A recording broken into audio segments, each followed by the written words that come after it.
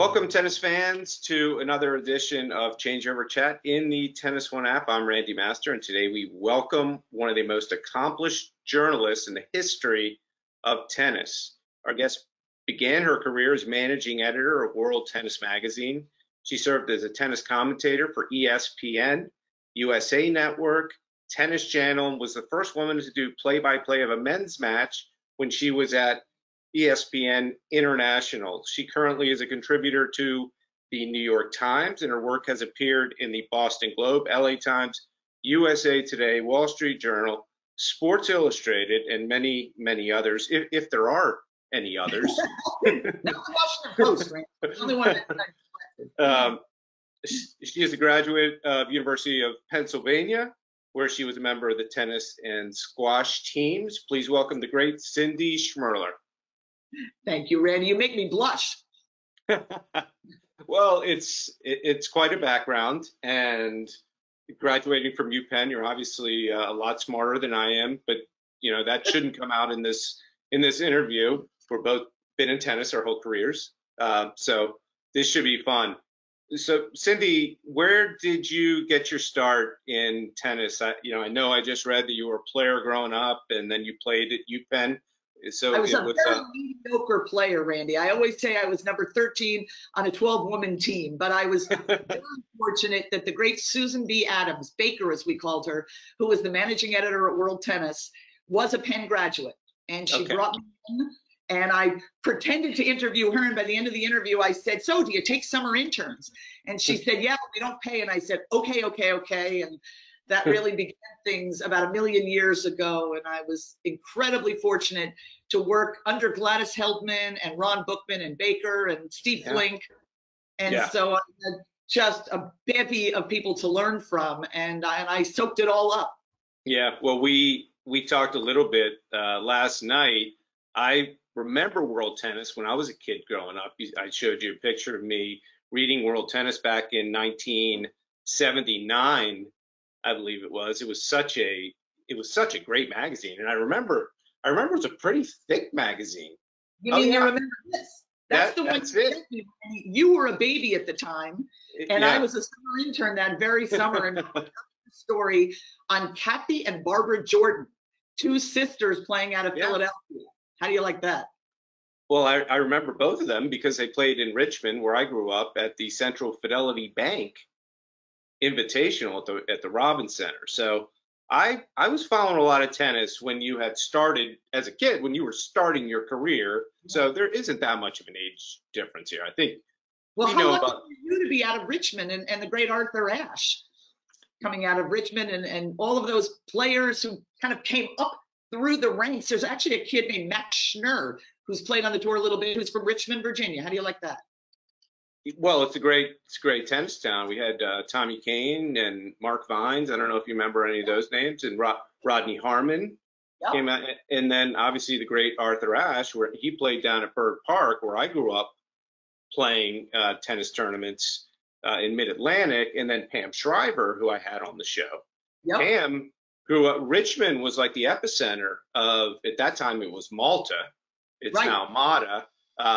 So yeah, it's a great tennis town, and it's interesting when you bring up a lot of these players. They played in Richmond as I was growing up there. So tell me about the time. We talked about this as well. You were an intern, I believe, and you went to Borg McEnroe at the U.S. Open in 1981, and you were given an assignment to get some autographs. Yeah, that was actually, I had just graduated from Penn about a month earlier.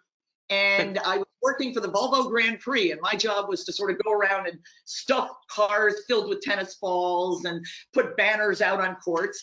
And right before the final of the U.S. Open, there had been a very famous cover of World Tennis Magazine, and it was Borg and McEnroe back-to-back dueling. And the great art director, Wendy Talvey-Reingold, managed to pull that off, and it became a sensation. So my job was to take a couple of the posters and have both guys sign it. And it was literally minutes before the final. And I went running up to them and said, "Okay, you got to sign 10 of these." Well, back in the old days, they just sort of did it. They didn't look at you and curse. And so I got to sign these posters. And then they walked away, and of course, McEnroe beat Borg.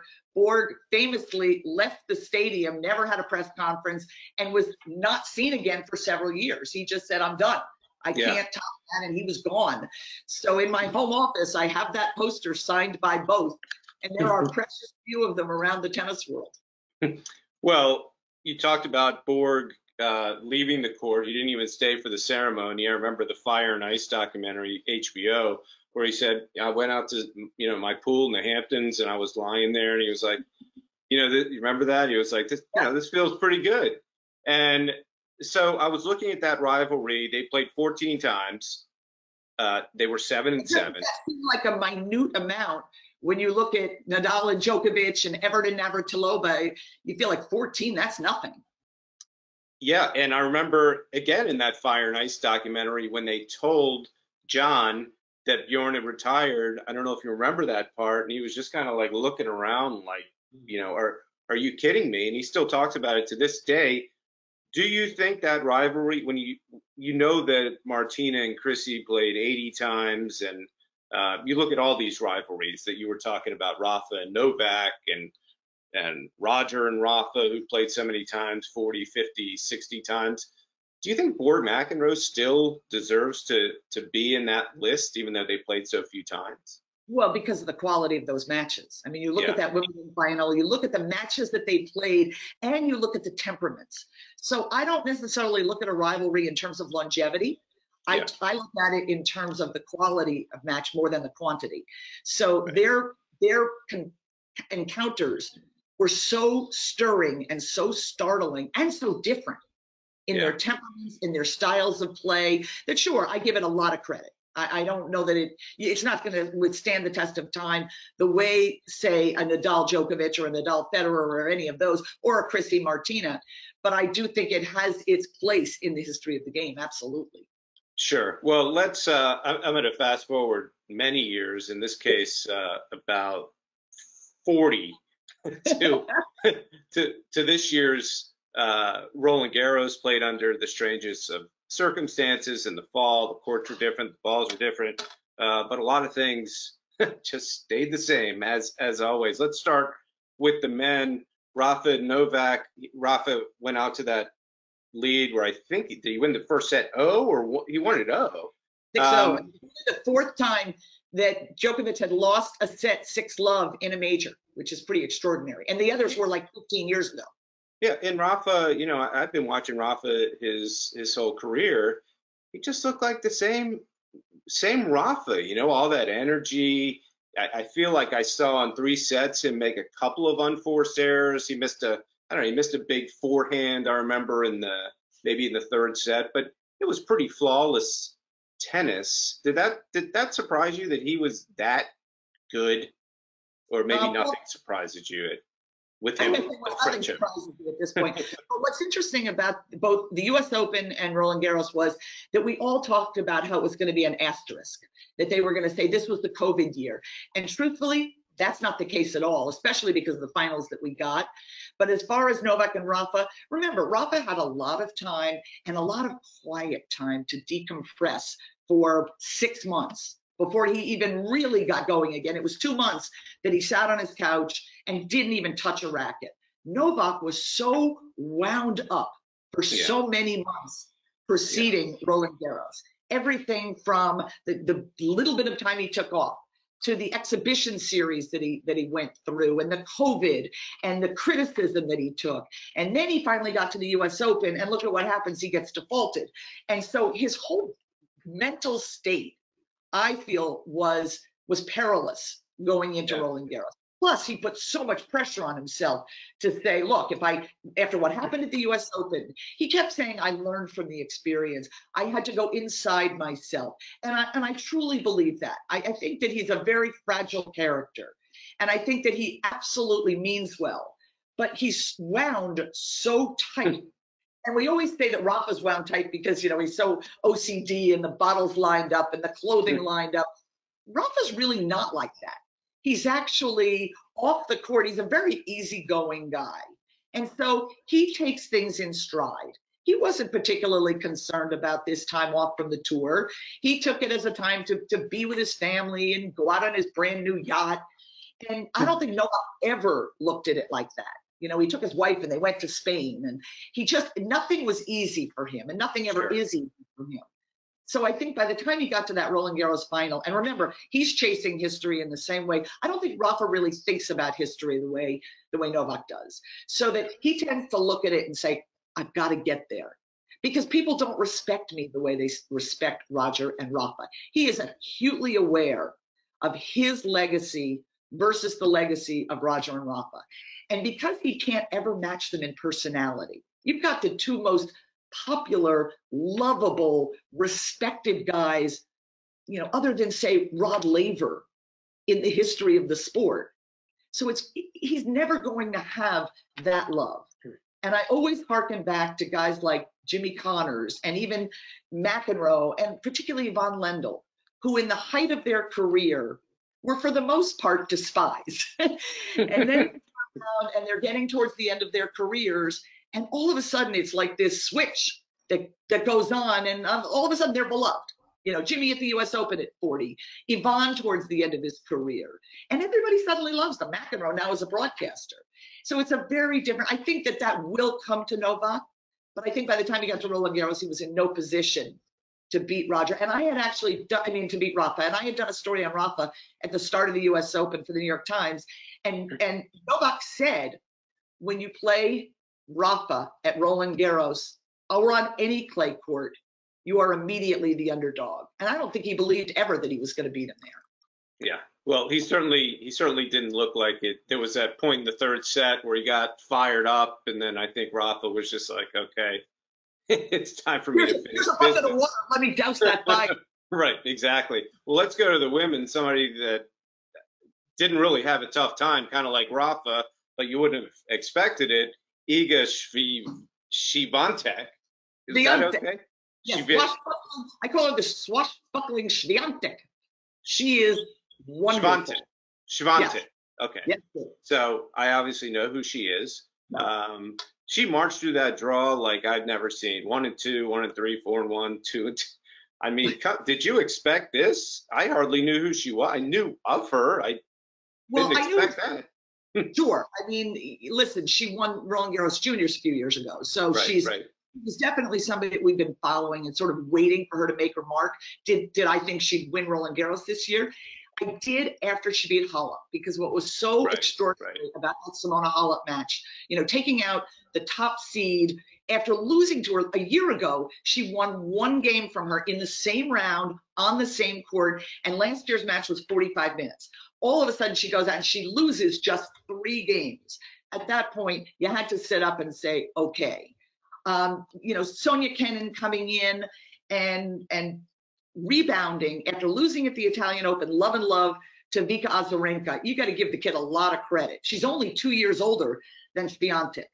I love Sofia Kenin's game. I love her passion. I love her athleticism.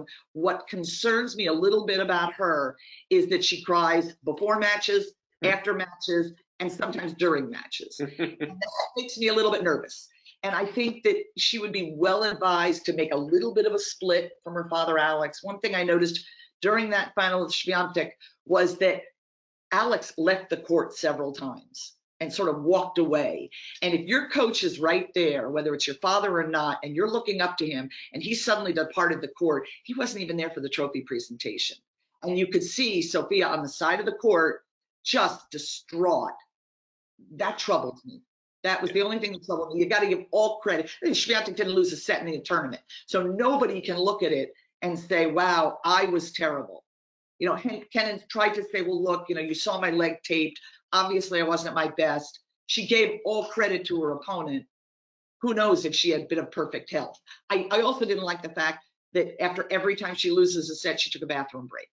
You know, I wrote a story for the New York Times a year ago during the US Open, you know, all about the bathroom break and how players lose a set in 17 minutes and they run off court to go to the bathroom.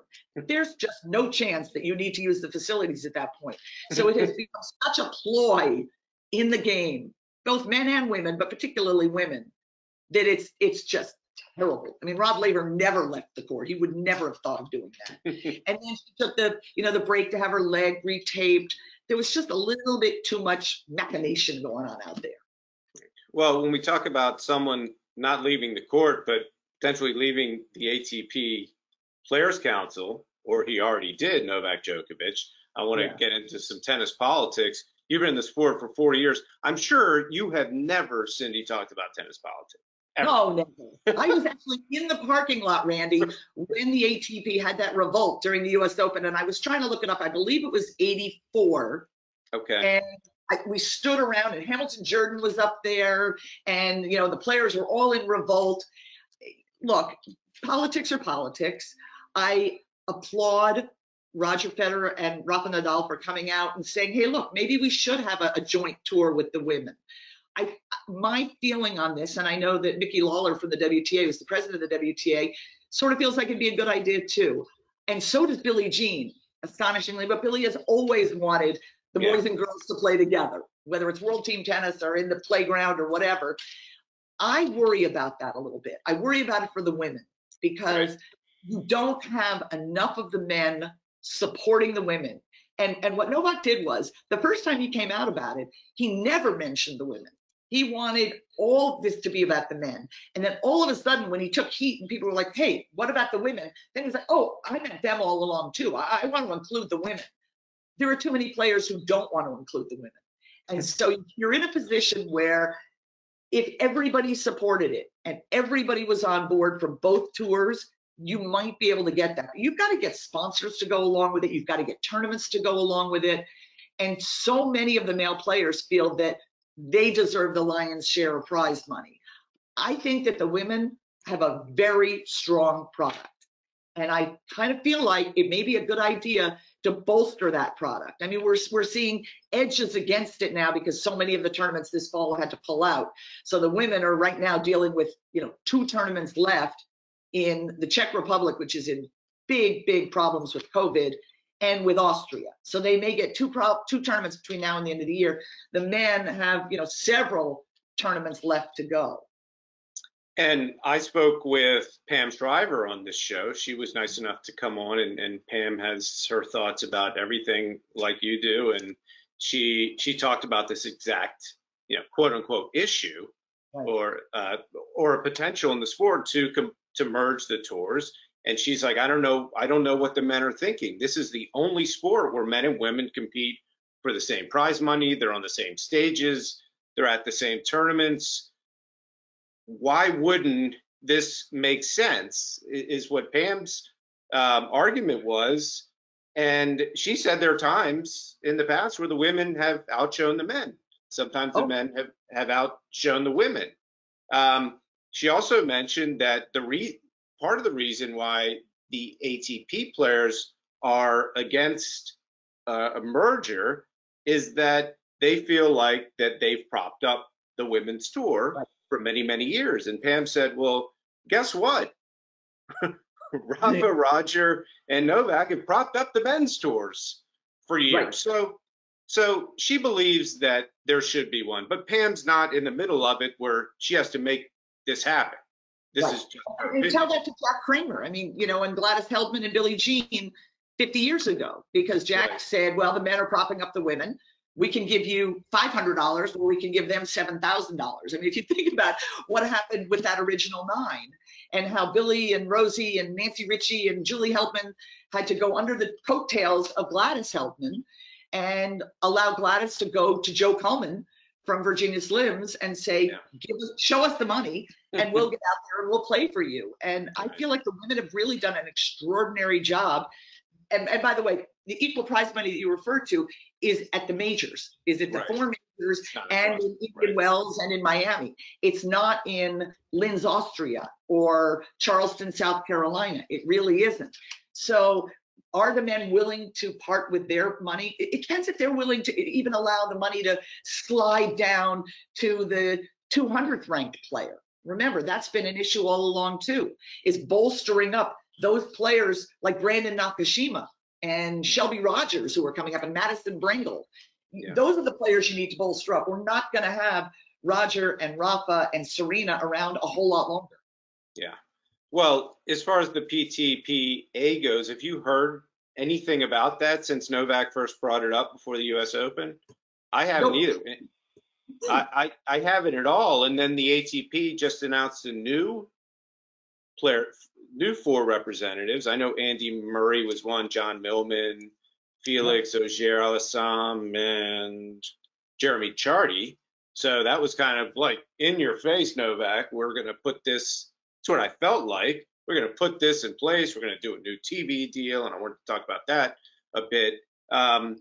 But again, I haven't heard a thing about it since then. I don't know if Novak's bailed out or he's just buying some time. And he says that he has hundreds of men and women that have kind of signed on. I've talked to some women's players, and they're like, I know about it. I haven't really heard from anyone about Well, there me. was a ruffle at the beginning, and you saw that great picture on center court, everybody wearing masks and distanced, and they had the picture taken from behind. But truthfully, it's the players that they've got are in that 150 range who are grasping for anything that they can get hold of.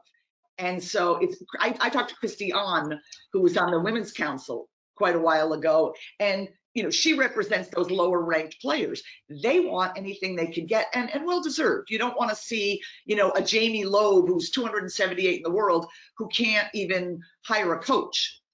But there comes a point where if you're the 350 best, pediatrician, are you making a living? You're making a living. Are you making the same living that a guy who's featured on every tennis channel, not tennis channel, but every network talking about healthcare? Maybe not. Maybe there just aren't enough opportunities. And there's been a whole big talk about where does tennis fall now? Where did it fall? Even now, during Roland Garros, the US Open ratings were way down because at that point we were competing with the NHL, the NFL, and the NBA. And there's only so many viewers to go around. Right. Well, as we talk, it's interesting we talk about TV. Let's talk about the announcement from Tennis Channel. They've basically really become the home of the ATP Tour in the United States. They've done a deal with ATP Media where they're going to be covering they already had all of the international events, Monte Carlo, Rome, and that whole swing before Roland Garros.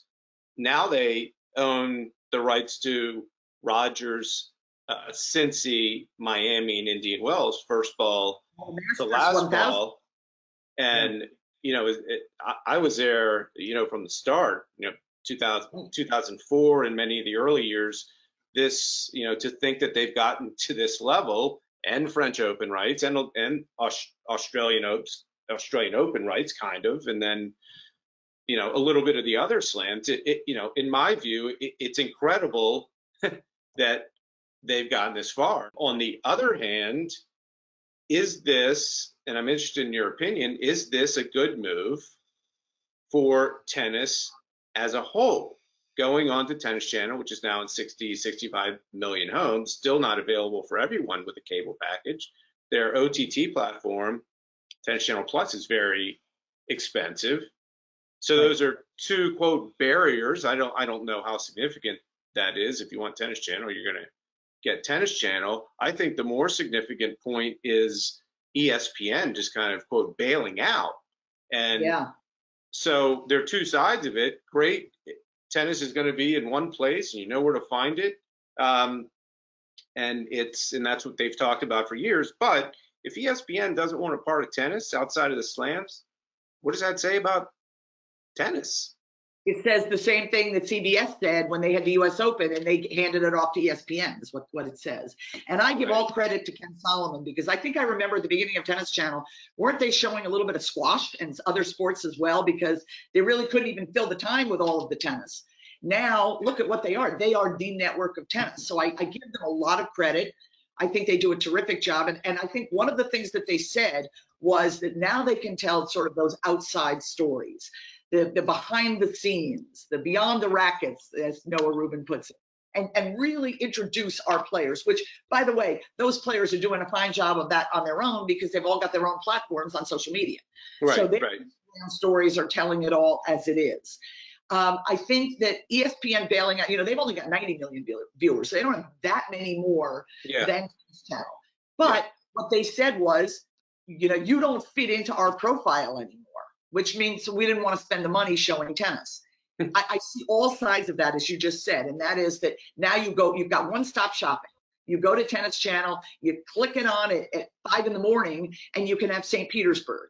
And then you can get Cologne later in the day, and then maybe you'll get the ATP finals by noon because they're going to be on in London, which is 5 hours later.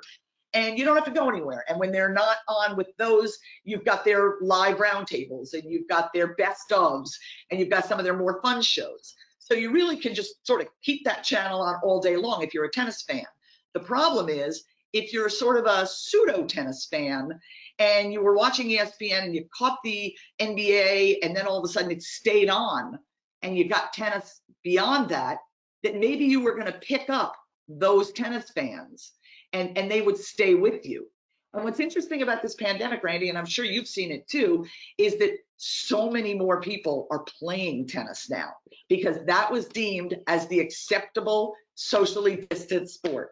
So at our tennis club, where golf took over everything, all of a sudden, all of these people were suddenly running out to play tennis. And once they were playing, then they were watching. And I got people asking me more and more questions about the US Open. And I thought these people, what are you, a golfer? Now all of a sudden you're a tennis player. So the recreational game looks like it may boom almost like the 70s did.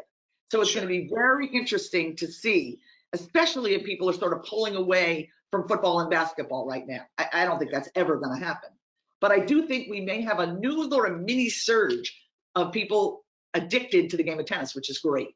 Yeah, and myself, you, everybody involved in the game, especially those that play the game recreationally or at a club or wherever, this is a big deal, and it's big for the whole industry because racket sales, ball sales, all the big retailers, it's been flat, it's been down the last couple of years. So you're right, it could be a big boom at the grassroots level, and that would be great.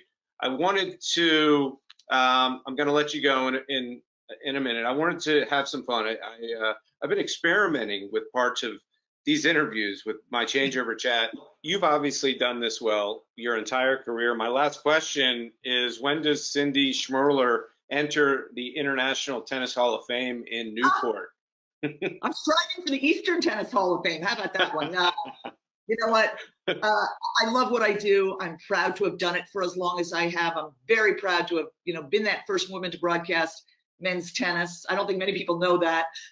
Mary and I have talked about it a lot. We used to work on broadcasts, and I also was one of the first, I think maybe the first, to broadcast out of a studio and pretend we were live on site. Now it's done everywhere, including NBC at Roland Garros. We used to be in a booth at ESPN or maybe in Glastonbury, Connecticut. And Mary and I once did a match with Steffi Graf in Filderstadt. And we would sit in this tiny booth, which was about as big as your desk. And we would say, it's so hot here in Filderstadt. And everybody would think we were there. Meanwhile, we were in Connecticut.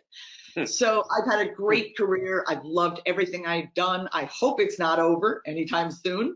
And I really hope, Randy, that we get back to being able to be in live tennis on site. The last tournament I was present for was Delray Beach in February. And I left there having spoken to the Bryan brothers, all prepared to write a story about them ending their careers at the US Open, which obviously didn't happen.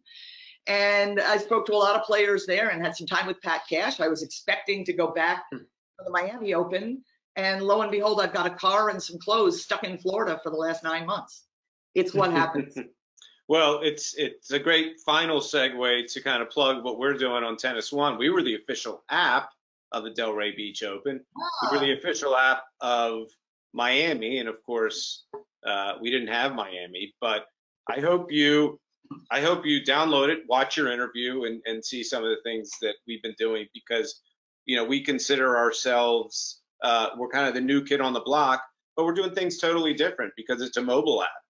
And we have brought in people like, the Pam Shrivers of the world and Brett Habers of the world. And so many people have come on my show. And we've also had about 100 players during the pandemic come in. So I hope you'll give it a look. And I think you're somebody that knows that the sport can grow the game in a lot of different ways. And I'm not trying to make this a plug for TennisONE. I just want you to take a look at it. And I'm really glad you came on and are part of it today. So. Well, Randy, you're a real pro, and I've loved talking to you and sharing a little bit of history, a little bit of present, and hopefully a little bit of future. And let's do it again. Okay. Thanks so much.